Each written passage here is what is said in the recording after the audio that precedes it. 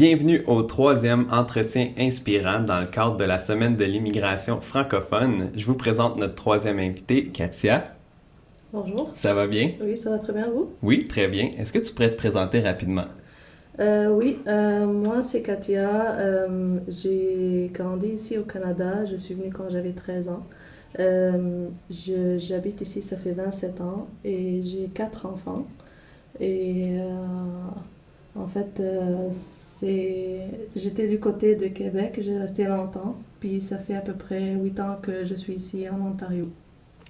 Et puis, comment tu as vécu l'expérience de l'immigration au Canada? Au Canada, en général, c'était l'intégration. Pour moi, ça a été facile, vu que j'ai grandi au Québec, puis j'ai fait mon secondaire à Montréal. Donc, ça a été très facile pour moi de s'intégrer. Puis c'était pas mal multi-ethnique, différentes cultures différentes à l'école aussi. Donc, ça a été très facile. Est-ce qu'il y a eu certaines difficultés qui ont été reliées avec ton parcours? Vis-à-vis les études, non, j'ai pas eu de difficultés. Ça a été très facile de s'intégrer.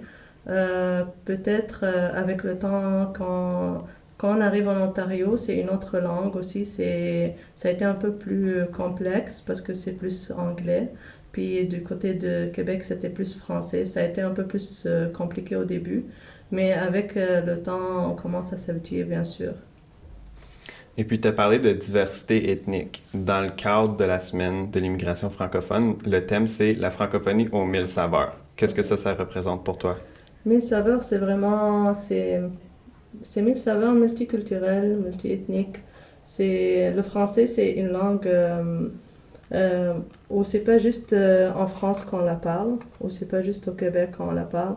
C'est un peu partout à travers le monde où on trouve du français. Quand on va en Afrique, quand on va en Asie, on peut trouver du français un peu partout. Donc, mille saveurs, c'est vraiment multiculturel, multiethnique. Parfait. Merci beaucoup, Katia.